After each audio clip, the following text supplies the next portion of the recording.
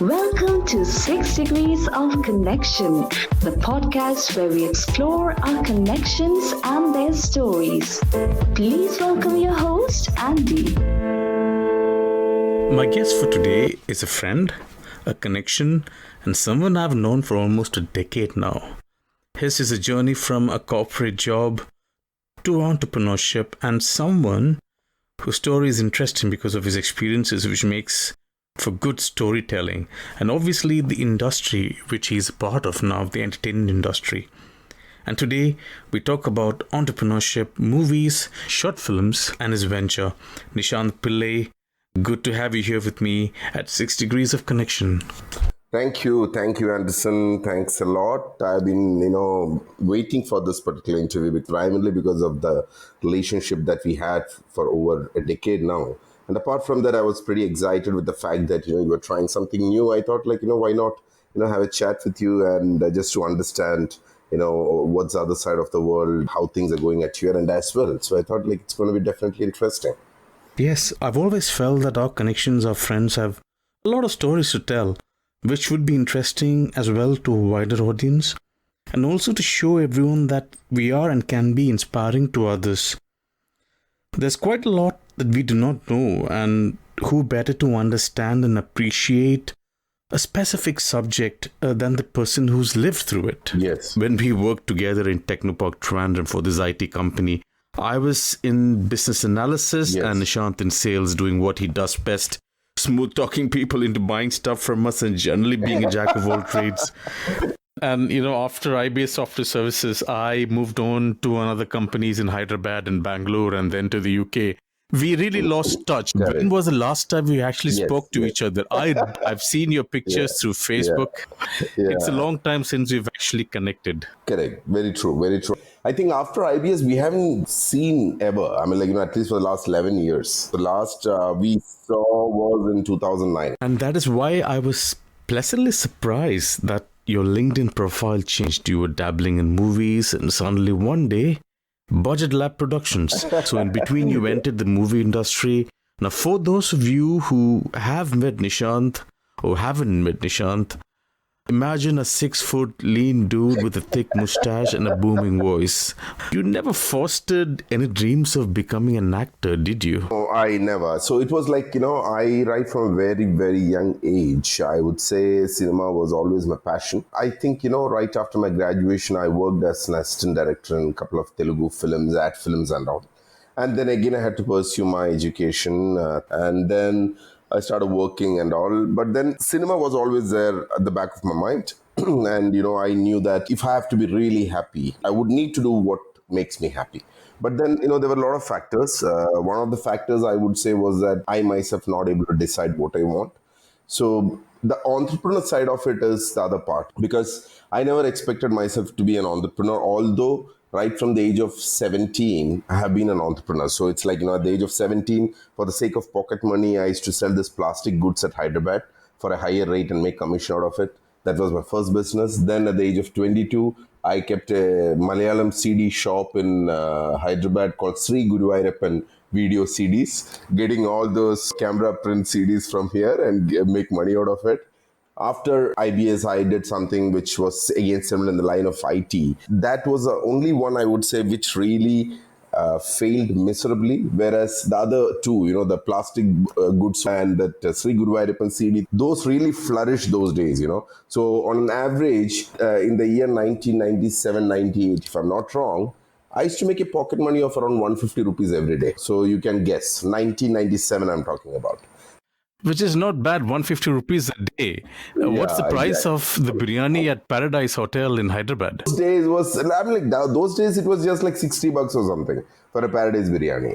I'm talking about 23 years back. So after which even the Sri Guruvayurappan thing also went well, because Sri Guruvayurappan thing was again to films, and also I was excited. I knew my marketing tricks to get more and more customers who come to me. But then the one which I started in 2009 after quitting IBS was strictly on my ego satisfaction.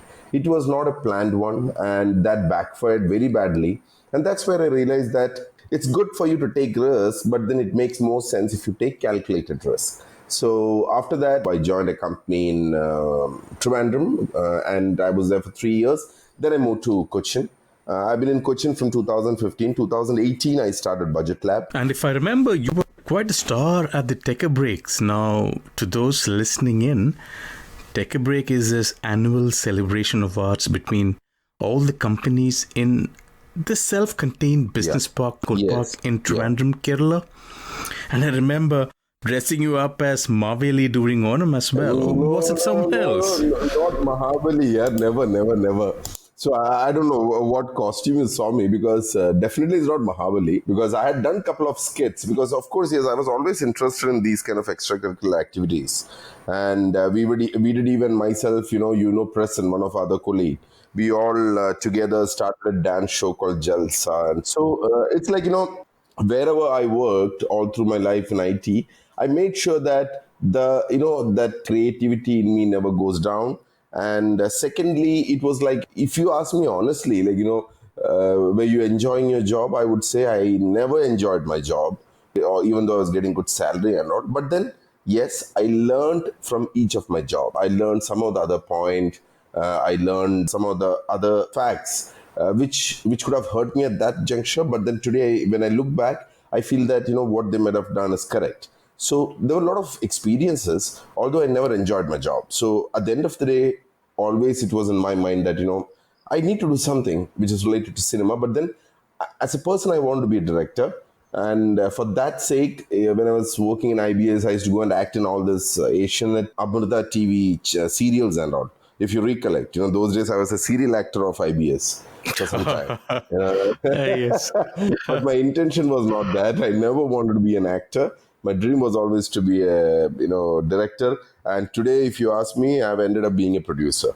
So you just don't know where your destiny takes you. Can you name some of the serials you've acted in, Nishant? One was Officer in Amrita TV in 2008. Then there was something called Swami Ayyappan in Asianet. Then there was another thing called Mala Kamar in Madhavil Manorama. And then there was a telefilm again in Amrita. So there were few of those. So for me, it was like just to be connected. For me, it was just to be connected with the world of entertainment, which I like. So that was only intention for me to do that. Otherwise, I hate acting. I don't know acting. That's a fact. Basically, I love to direct. I like to write scripts. And that is where your first step into the film world happened. You wrote your first script. Yeah, I mean, like, see, it was that I wrote a script and I did a short film named Corporate. That was in the year 2014 when I was still working with the Technopark. So this was done in 2014, and that was my directorial debut. Although it's like a chapter which I don't much remember. So for a lot of reasons, after which it was a lesson of all sorts. Looking at it from the other side, because I remember seeing your Facebook post, seeing your all the links that you used to share as part of your marketing efforts, and I thought, wow, look at Nishant. Look, he's going great guns. He's got quite a few actors and familiar actors as well on your debut movie. Yes, But can you very true. take us through the experience? Because this is possibly a great lesson for first timers actually getting into the shoes of a director or a producer, because you don't seem to have quite a happy experience about it. Yeah, see, that's primarily because, Andy, I wasn't connected with this world in the sense, as I said, way back in 1999, 2000, when I used to work as an AD in Telugu films and all. But, I'm talking about a scenario which had happened almost after 14 years, wherein I had no connection after that, except for those small serials and all that were happening. So for me, at that juncture was to somehow make a film, make a mark for myself. So I wrote a script and all. And then, I had to find the funds. And I was too adamant of having it on a larger canvas. And there were a lot of artists involved. There were almost like there were around 30 plus actors. So in a short film, I'm talking about a short film having 30 actors. So that was there. And then, I need to had a lot of locations were there. So the expense was really high. And I had to somehow, beg, borrow, steal from people. Thankfully, I did not steal, beg, borrowed from people. I did the film. But then point was that more than a director, I was acting more like a production controller, because the money, I was responsible for the money, and I had to run around, make sure that the money doesn't get wasted. And although people were taking me royally for a ride from the other side, so-called production controller and all. And you also had to visit the second-hand car sales showroom to sell your car at some stage as a result of this great financial management of your budget. But no, I wouldn't judge you because you were the producer, the production controller, and director as well. Correct. Because the budget went really bad, and people would be shocked to hear also. In those days, that is almost 7 years back, I spent almost what 4.5 lakhs. Okay, so it was all my mistake. I would say it's all my mistake because I was handling both the cash part as well as the creative part, which was not so easy. And that was the first time ever I was doing, and I had no one else to support me. So it was really tough. So today, if somebody asks me, something, if they ask me about corporate and all, I see it as a closed chapter, or I usually, in a funny way, I say that corporate was like my graduation to films. So usually people go to film schools, they spend 2 lakhs, 3 lakhs. I spent 4.5 lakhs and took my graduation. But there's learn on the job, isn't it? Learn on the job. Yeah.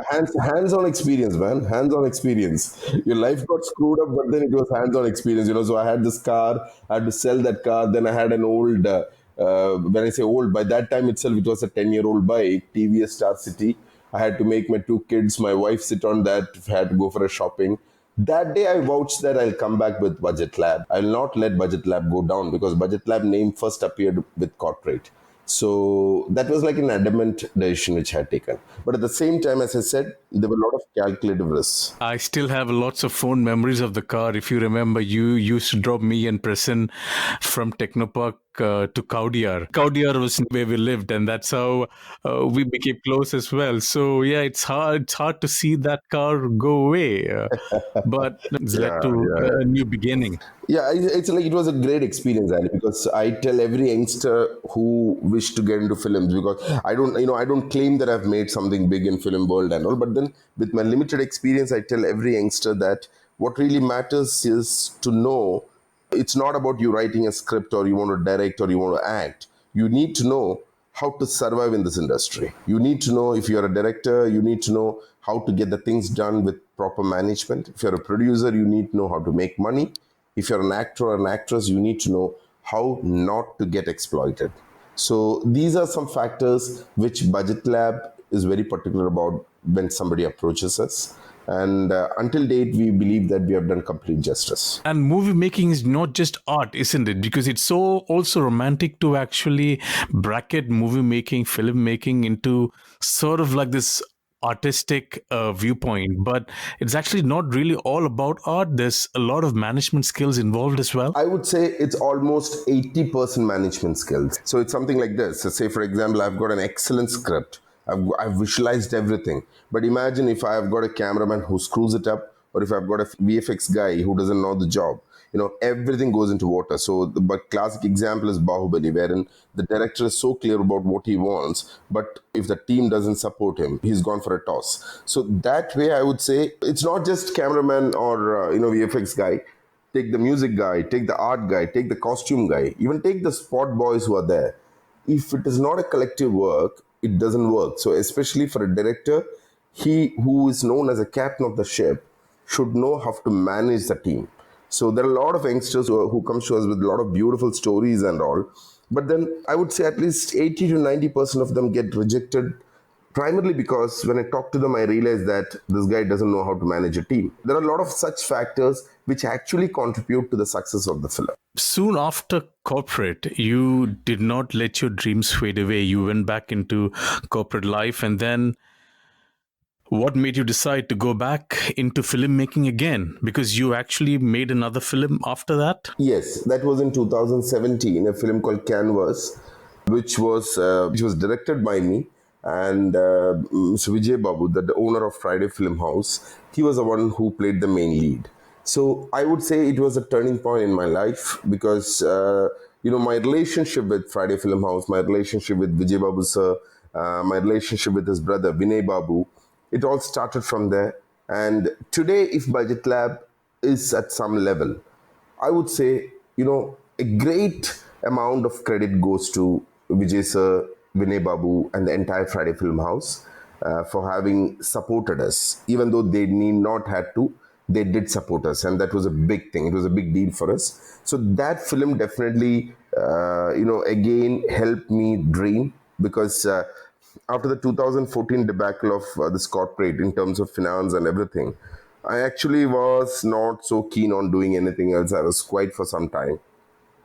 Then I penned the script, and then we there were a few brothers of mine who were in Dubai. They said we will support you to make the film. So I was happy that this time I'm not looking into the fun side. I'm more looking into the production creativity side. The movie Canvas, it did wonders for my life because people loved the film.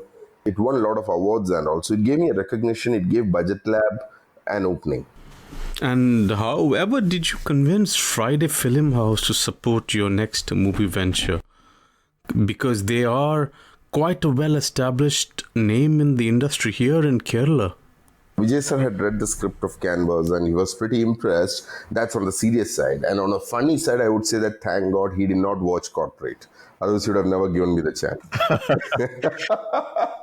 So, because his brother Vinay, who is very close to me, Vinay told me that man, if you would have shown us Corporate before, we would have never allowed you to make Canvas.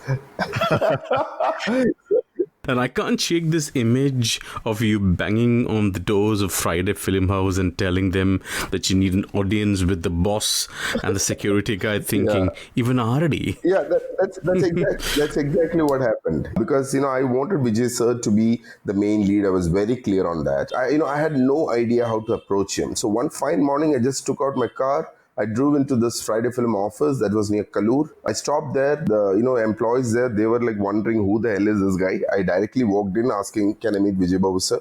They were like, "Who are you?" I said, "I have a script. I want to meet him to discuss." So he was not there. He had gone for a dubbing. Vinay was there, Vijay sir's brother, who's the executive producer.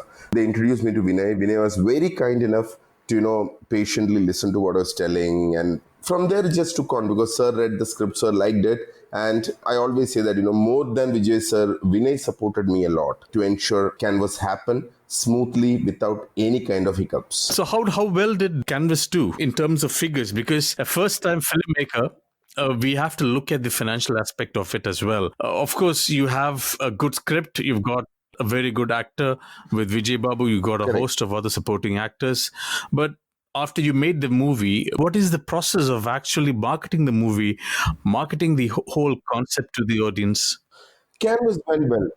So basically, for Canvas, we had sold it to one of the YouTube channel called Music 24/7, who is a leading online music channel in Kerala, or I would say South India. Those guys had paid us an amount. I would say that the film Canvas was not basically made for revenue generation or for looking into profitability or things like that.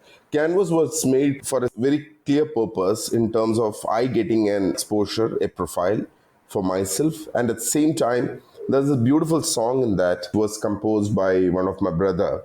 So it was a platform for him also to have exposure to the outside world in terms of his music. That is ideally why Canvas was made. So the revenue model at that point in time was just the rights of a movie getting purchased by this firm called Music 24/7. Yeah, that was not a big amount as such. And did you not look at entering a movie into any of these film festivals? Because I was surprised that there are in fact quite a lot of film festivals for short films. We did send the film to multiple film festivals. We didn't win also lot many awards for the best actress, music, background score. We even won the Saima Award for the best music director. So we did win awards. It's not that we did not. So it's just that we were not looking much into the profitability part of it because it was more of a profile thing that we were looking for. Going back to the conversation of barging into Friday Film House, and I think that's what IT sales guys are. We don't take no for an answer. The badging mentality of sales jobs. I don't know. Might be from my childhood. I have this very bad habit of just going behind what I want. At times, as I said, I take even stupid risks. At times, I take calculated risks. But then, if I feel that I need it, I try to go and ask for it rather than just waiting for the chance and waiting for things to happen. I try to get things happen. So maybe that's my habit. That's how I went to Friday Film House. Maybe that was a confidence I had. And so you're now 2 films old. There was no not a full understanding of what a budget lab would look like or what your company would look like, right? So you had 2 films in, and what next? What was going through your mind? So it was like I was still working. I was working for a company here, and I was so bloody frustrated. I was just waiting to just jump out of that office every day. And every day when I go to office, I used to be so pissed off with myself, thinking like, where on the earth, I'm going. So one day I decided that I'm going to quit the job. I told my wife, and I just went in and I told my boss who was there that, boss, I'm quitting the job. He asked why. I said, I'm not interested. So there was this 2 months notice period, that typical cliche thing that is there, right? So I told him that I would request you not to waste your time for 2 months, because 2 months I'll sit here doing nothing. Better you leave me in a week's time. You will save some money. So he agreed for that, and he threw me out on 31st July. And I was happy. And meanwhile, I had done the groundwork for Budget Lab, because I wanted to start Budget Lab with something or with an activity which no one else has done. But although it was not so bloody planned, I started with a short film production contest, which I knew that there was no one else who had done it in Kerala. There are a lot of short film festivals, but not a production contest. And then after 1 or 2 months, I realized the fact that there was no such production contest across India. So Budget Lab was the first company to conduct a short film production contest. So that was like a big credit, and I felt that yes, we were spot on with what we have started. And now it's been 2 years. We have successfully completed 3 seasons. We have produced 5 films. Now we have season 4 that's going on. We would be producing another 4 films now. Going back to beginnings of Budget Lab, now you decided on the name, easy to understand. So you are a laboratory which can make movies for a budget. And so you started with the short film production contest, season 1. But Budget Lab name was never coined from my company. This was way back in 2011. There was one guy who was setting up an IT company. He was asking for some name. And that time this name appeared somewhere. I liked this name, and I was like, man, this name sounds good. And Budget Lab was first announced officially in 2014 for corporate. And then we were silent until 2017 when Canvas happened. But Canvas was only presented by Budget Lab. And after which we had all the other films which we produced. So I would say, Budget Lab as a company, from the time when we started this short film production contest, I would say my intentions were very clear that we need to have a space for those guys who are looking out for an opportunity, because film world, the mainstream film world, it's not so easy for you to directly jump in. So you need to have a parallel track. You see a lot of highways which has this parallel road, right, which comes and connects to the highway. So something like that, wherein we become a source for them to move ahead. And was it a case of hitting the home run in the first innings itself? Did Budget Lab season 1 had a lot of entries, and was it successful? No. In season 1 and season 2, there were not many entries, primarily because none of them know about Budget Lab. They were a bit skeptical that, we guys will rob off their stories, their ideas and all. So there were very few entries. Which happens quite a lot in the movie industry, isn't it? I mean, I wouldn't blame them. Yeah, very much. So I don't blame anyone. So it's a fact. But then things started picking up from season 3. So season 3, I think we had over 1,000 plus contestants. Season 4, now we have close to around 2,000 contestants. Now, the access to technology is another aspect which I'm very, very fascinated about. You have TikTok, you've got Dub Smash, Wine, for example, throughout the years, which enabled a lot of people to actually go out and showcase their creative talents. In terms of short film making, do you think the access to technology and these platforms actually helps or is helping people showcase their talents to a greater degree? It's both ways, Andy. There are people who are making good use of it. There are people who make a mockery out of it. So there are some jokers who just don't know what to do. They just keep doing some crap and in the name of film, and they just release it. But there are people who does it very seriously, very religiously, and comes out with real good content. So it's all about mindset the person has or the exposure the person has based on which the content they make. We cannot compare a TikTok or a Dub Smash, because those are ones which you're just replicating someone else. Say, for example, a dialogue which was said by a hero, you're just replicating the same thing. I don't call this as talent or as a platform, because the real talent comes in when you give the person a separate dialogue or something, a scene to enact. That's when you will get to know whether the person knows to act or not. To just doing the same thing which someone else has done, because you already have that in your frame. that, okay, I've already seen this is how it is. So it doesn't really make an impact. Although I enjoy watching TikTok, Dub Smash to an extent, at times I find it so funny and so weird. I have a good script like you did as well. And I've got a team behind me who says they could probably do the camera, who says they could probably do the acting. How does Budget Lab actually help you? How do I approach you? See, it's simple and straight. Person, if you want to make a film, web series, or a short, they need to have a good team. They need to have a good script. We would also look into if they've got any past experience as such. If the director doesn't has, we would also see if the technical team who is beside him, whether they have some kind of experience. Because at the end of the day, as I said, it's a teamwork. So even if the director doesn't have previous experience, I'm okay about it if he has a solid team that's backing him. Because I know that even if he falls, these people will support him. So these are the aspects which I look into. And of course, yes, Andy, what really matters to me the most is a person's attitude.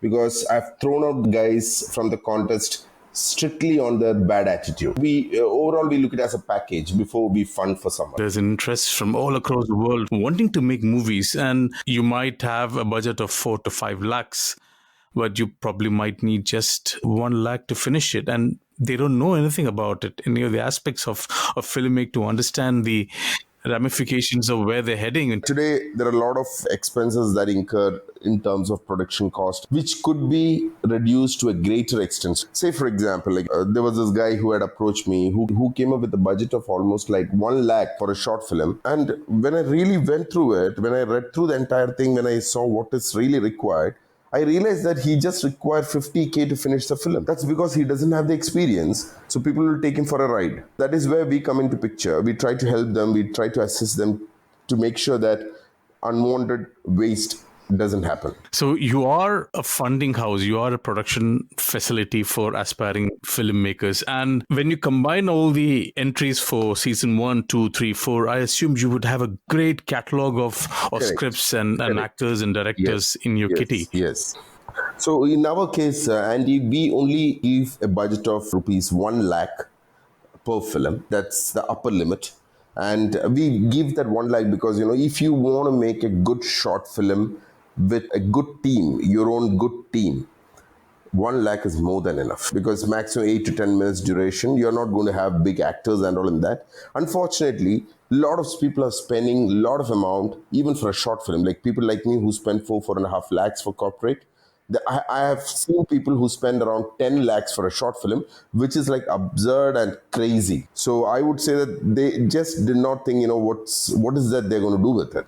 So it's about how efficiently and how well you can make the film in a very limited budget. And that is exactly what filmmaking is all about. Because every film is not a Bahubali, right? So you need to know where to draw the line, where to hold the cost, and how is that you're going to hold the cost. That's very important. That is what the aspiring actor, directors or whosoever is getting into films should understand. We don't have actors and all because, we interact more with the technical side of it, the script writers and directors. So we have a database of more than around 20,000 aspirant writers and, directors. But then, yes, down the lane within 6 months' time, we are also trying to come up with a database which would have actors, actresses, technicians, that is editors, cameraman, music directors. So it's we just want to have the platform open for everyone to get an opportunity. Budget Lab Production House, it's currently only for short films. Yeah. Do you think you would probably get into a full-length feature film at some point in time? At this juncture, as I said, we are taking it slow. But then 3 years' time, we definitely have plans. Definitely. Because, at the end of the day, you need to grow. You need to go to the next league. But then, yes, we would still continue what we are doing now. It gives so much of pleasure to see giving an opportunity to a lot of youngsters. It feels great when they send you messages, they put testimonials saying that we are supporting them to realize their dreams. It's like a fab experience. You've passed a momentous occasion in the life of Budget Lab just a day or two ago. 2 years of Budget Lab. Yes, what an achievement. Yes. Yeah, thanks. Did you have a very big party with your team? No. My team, each of them, they're working from home, unfortunately, because of this COVID situation. And how is the pandemic situation affecting short films and its production now? Yeah, at this juncture, we are not doing any production for which we are not knowing the after effect. But then, yes, it did affect us in the month of March when the lockdown had come in, because The season 3 winners, 3 of them, they finished their shoot in February, and they were supposed to finish the post-production in March so that we could release it in April. But that could not happen because of the lockdown, and we had to release it only in June. But now that we have season 4, again, the shoot will happen only by end of this year. So we have enough time. But in most of the cases, the productions have stopped. Nothing is happening really. And that is really impacting the OTT platforms also, who are running left, right, center for content. They are looking around for content very badly. So the need for content has grown 100 folds than what it was 6 months back. That's a very important point, OTT platforms. We have this huge debate on OTT platforms versus cinema halls. Now, also tying back to the revenue models for short filmmakers. Now, YouTube is not just a revenue model that's available to filmmakers right now, isn't it? There are other ways of actually making money from your production. And that's where OTT platforms come into the picture. Exactly, because YouTube, yes, you make money, you number of views and all, but then they have a lot of restrictions now. Apart from that, you have companies which are buying the television VOD rights of short films, companies who buy the ready-to-release content, which is not released anywhere else. Any other platform, they buy it at a very good price. And then you have all these awards. There are different means of making the money back. The only point is you don't exceed your budget. So say, for example, a short film, if it is made in 3 to 4 lakhs budget, it will be really difficult for him to get back the returns. Whereas in our case, we make the film within 1 lakh budget, and touch wood, until date, we have not had any loss. We made our money. Now, I've got this internet service providers, sort of like Netflix and Amazon, called Yup TV, which I use at my home as well. Now, I've noticed that they've got their own movie channel called MBO. And in between these full-length feature films, there is a space. There is a 15 to 20-minute space where they actually put in short film movies. And I've always wondered, is there any revenue consideration? Off late, yes, such things are happening. Definitely, yes. Short filmmakers do make money. And Netflix, Amazon, and other OTT providers, do you think there is an interest for short film? That's been a point of debate for quite some time, that, will they get into that particular space? But at this juncture, I don't think so. They have done anything of that kind. But hopefully in the future, we expect. But then again, the point is, Andy, unfortunately, short film lost its charm somewhere in between. Because of too much of supply, the demand goes down. So what happened is that every Tom, Dick and Harry started making a short film, and YouTube being a free platform, everybody just blindly were uploading it. What happened is that even some very, very good short films are going unnoticed. So whereas if there was criteria wherein the short films are selected, only if they are selected, they'll be screened, and short films still would have had some value. I don't watch many short films. Of course, full-length films, you've got a good set of material where you can look at the internet and read the reviews and understand if the film is bad or good. But short films is something I've never watched with a specific interest. Now, what's released on YouTube flows over my head. I've never found anything very interesting enough to rivet my attention to. And that ties into your point as well, I guess. Yes, very true. Very true. Unfortunately, that's a reason why short films have lost the charm. People are not really taking short films seriously. And if you look at the Malayalam film industry, and I suspect this is true for all the film industry across the regional platforms throughout India, now, there have been quite a number of directors and actors who've made, and producers, for example, who've made their mark starting from short films now. And I think every short filmmaker approaches short filmmaking with an idea to catapult themselves into the next league of full-length feature films. Is it good or bad? It's one way, it's definitely good, because at the end of the day, you're trying to make a profile by making a short film. The only catch is that whether the individual has to do an analysis to understand whether or not the person is ready for that. For example, in 2014, when I jumped in with corporate, I did not realize the fact that I was not prepared for it. So when I say not prepared for it, I did not do my homework properly, except for the script I had or the money I could accumulate. But that was not the case. There were a lot of other things which I had to look into before even thinking about making that film. So these are the areas where a lot of people fail. And when we talk to a lot of these contestants who come to us and all, so there is one guy who came up with a budget. He claims that he's going to be the director. So I asked him, how did you come up with this budget? He said, വീടിന്റെ അടുത്തൊരു ചേട്ടനുണ്ട്, പുള്ളിക്കാരനാണ് camera, അപ്പൊ പുള്ളിക്കാരനാണ് ഇതെല്ലാം ഇട്ട് തന്നത്. So he was so innocent that he told me that. But the fact is, that is exactly what's happening. Someone or the other makes a fool out of you. That's exactly what happened with me in corporate. I was made a big jackass out of myself because of my ignorance of a lot of things which I should have done homework before. So what next for Budget Lab? Past 2 years, what are you looking forward to most? As I said, we are taking the baby steps.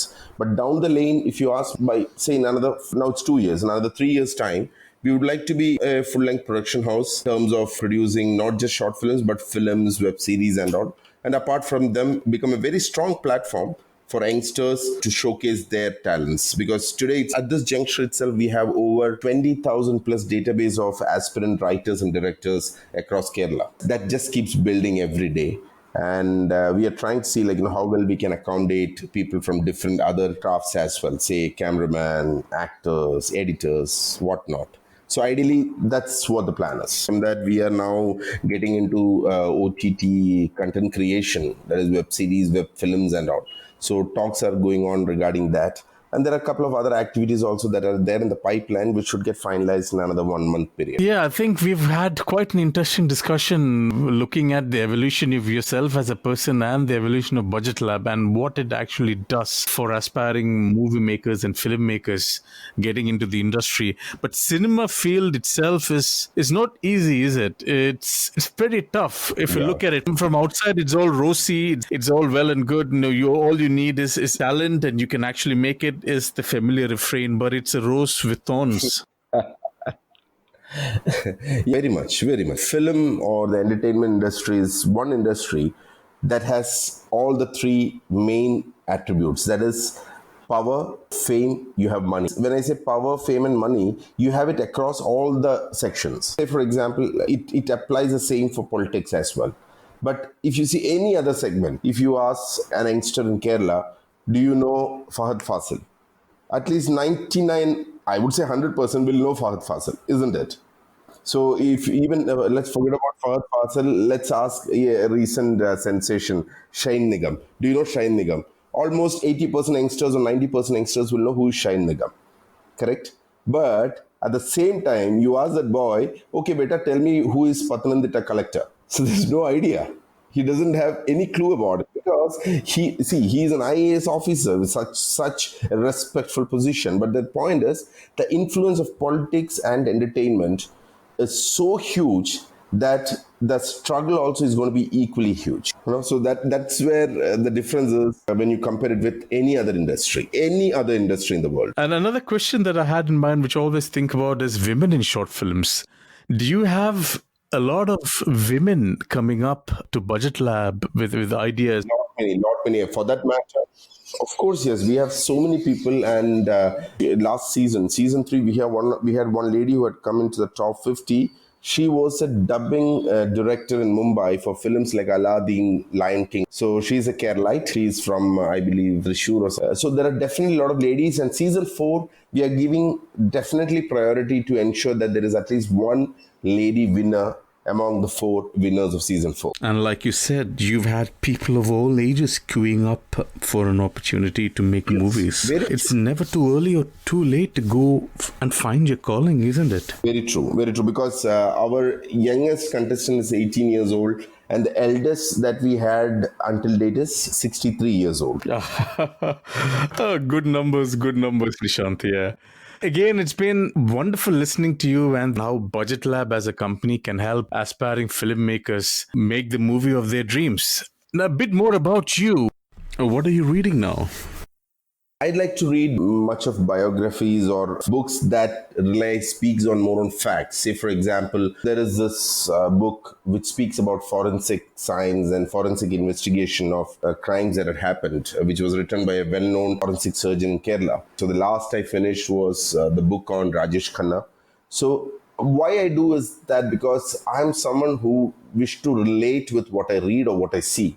So when I read the book, I should be able to relate to that. Yes, this has happened. I visualize it in that perspective. I'm not a big fan of fictions. I'm not a big fan of, those books wherein it speaks a lot of gyan and philosophy. And I'm not that. I'm someone who likes these kind of genres. And what kind of music do you listen to? Honestly speaking, all depends on my mood, Andy. I mean, like someday I feel like I need to have some pep up music. Sometimes I feel like very sober. So it's all on my mood. I'm like, if I'm in a good mood, I'm driving my car, I keep some fast numbers. Otherwise, if it's a day that's today, it's pretty rainy and all, I would prefer a more romantic, melodious kind of stuff. So it's all depending on mood. And with Budget Lab as well, I think your family has been pillar of support for you in your early days and even today. Definitely yes. Definitely yes. Because my wife, she has been a great strength for me. We are pillars apart in terms of our likes, tastes, and because she's in the teaching profession, I'm into entertainment. But then she has always stood very strong with me, even in my worst times. So yes, and then my two boys, who although they don't know much about what's happening, I still say, the elder one already has started claiming that, he would be the next CEO of Budget Lab. I said, okay, no problem. It's been wonderful talking to you, Nishant. My pleasure, Andy. My pleasure. It was so nice talking to you after such a long gap. It's been so long. It's a lot for your time. And I look forward hearing to your other podcasts as well. When you heard Nishant Pillai of Budget Lab Productions, he's my first degree connection and possibly yours as well. Thanks for listening to 6 Degrees of Connection. You can follow Budget Lab on social media, Facebook at Budget Lab Productions, at Budget Lab 2014. They're on Twitter as well at Lab Budget. Instagram is Budget Lab Productions. The website is budgetlab.in. If you would like to get in touch with Nishant Pillai, please contact me at 6degreeconnection@gmail.com.